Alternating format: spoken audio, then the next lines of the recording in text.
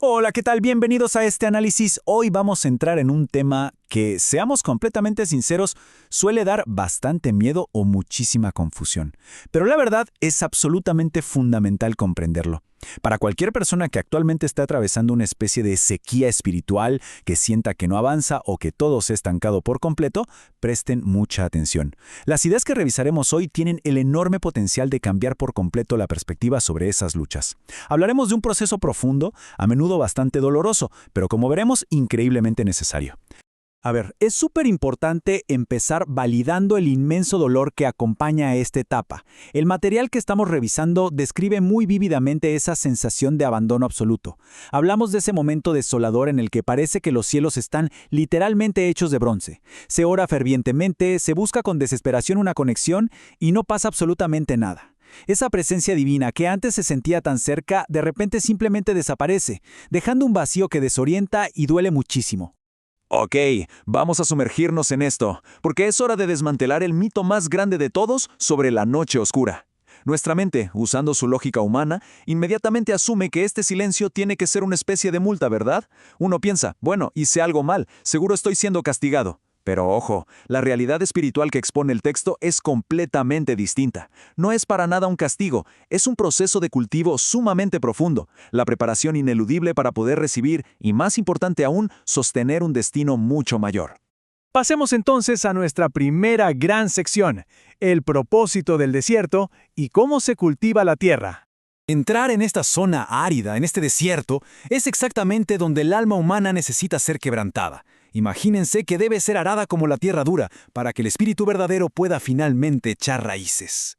Y aquí es donde nos adentramos en un misterio profundo. Justo cuando más necesitamos consuelo, justo cuando buscamos esa conexión divina con todas nuestras fuerzas, ¡puf!, la presencia se desvanece.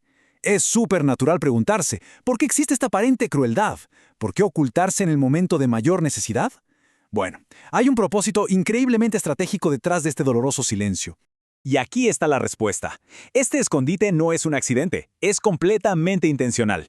Dios se retira temporalmente para, básicamente, forzar a nuestra alma, es decir, a nuestra mente, a nuestra voluntad súper obstinada y a nuestras emociones que suben y bajan, a rendirse de una vez.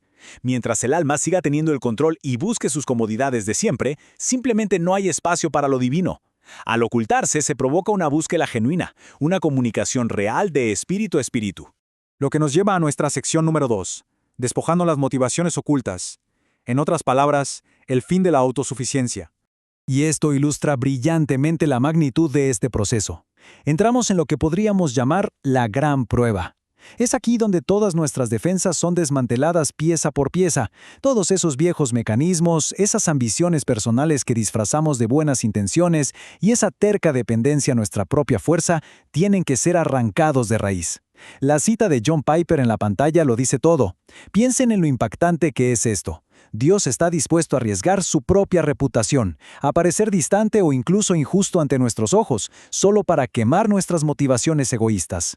Prefiere aguantar nuestra incomprensión temporal con tal de forjar en nosotros un carácter realmente inquebrantable.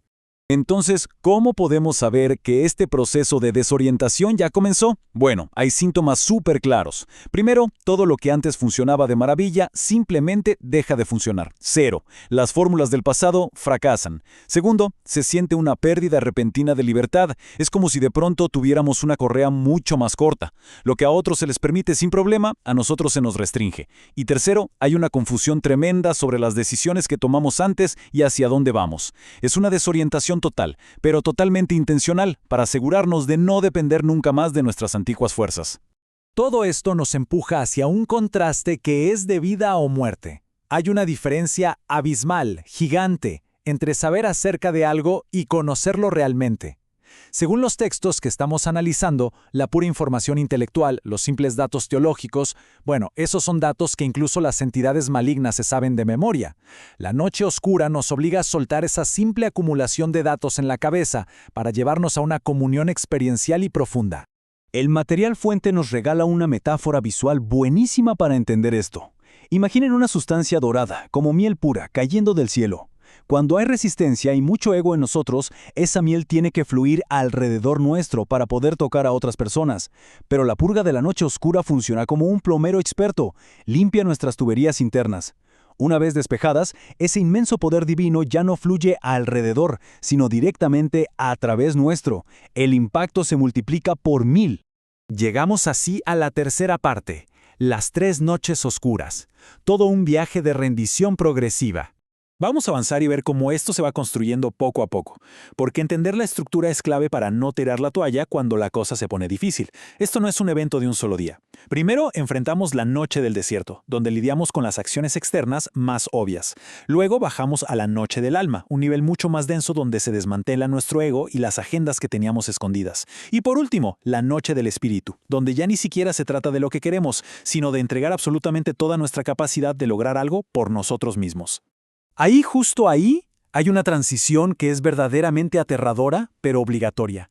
En la noche del alma duele entregar los planes. Uno dice, mi alma está atribulada. Duele rendir la voluntad. Pero en la noche del espíritu, chocamos contra la pared de nuestra propia incapacidad total. Es pasar al terrible ¿por qué me has abandonado?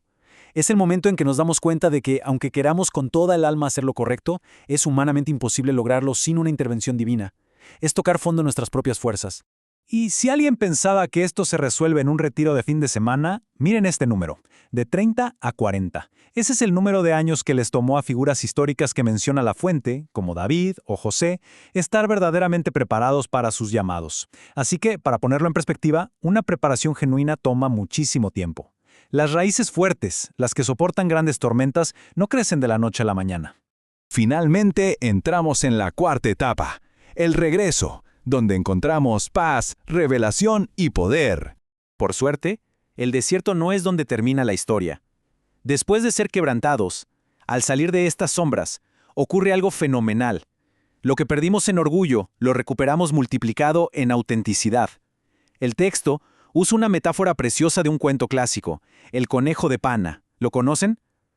Al igual que ese juguete que es amado por su dueño hasta que pierde el pelo y se desgasta, la noche oscura destruye nuestro exterior súper pulido y orgulloso. Pero lo que queda no es basura, queda alguien genuinamente real, alguien sin máscaras, infinitamente más accesible y lleno de una verdadera gentileza. Y fíjense cómo esa gentileza nos obliga a redefinir la paz. Según las fuentes, la paz que se alcanza aquí no es simplemente estar relajado un domingo sin problemas, para nada. Esta paz es el suelo fértil. Solo cuando el alma por fin deja de patalear, de luchar y de querer manipular todo, solo cuando descansa de verdad, es que el espíritu por fin tiene el espacio necesario para recibir revelaciones y misterios verdaderamente profundos. Aquí está la mejor parte. Sobrevivir a todo esto elimina el obstáculo más grande de todos, el miedo. Cuando has atravesado el valle más oscuro posible y has comprobado que del otro lado hay fidelidad, le pierdes por completo el terror a la oposición. Literalmente te conviertes en una amenaza activa contra lo negativo. Te vuelves un destructor de oscuridad en cualquier lugar que pises. En resumen, todo este dolor y confusión tienen una meta clara. Confiar en la capacidad humana nos da un camino ancho y fácil, seguro, pero nos deja con resultados a medias donde nuestro ego se roba los aplausos. En cambio, la capacidad divina exige pasar por este camino estrecho y súper incómodo, pero es lo único que nos lleva a una realización completa, donde la gloria verdaderamente recae donde tiene que estar. Entonces, el punto crucial es entender esto. Aunque la meta es depender totalmente de lo divino, no significa que nos sentemos de brazos cruzados.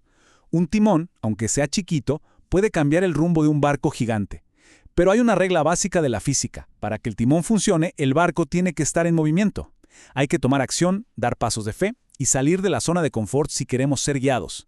Y llegamos al momento de la verdad, a la pregunta que lo cambia absolutamente todo. Cuando todo parezca oscuro y sientan que las paredes se les vienen encima, pregúntense, ¿estamos dispuestos a soltar de una vez por todas la ilusión de que tenemos el control? Abrazar esta temporada difícil y este silencio es, al final del día, la única puerta de entrada hacia el verdadero y monumental propósito que nos está esperando.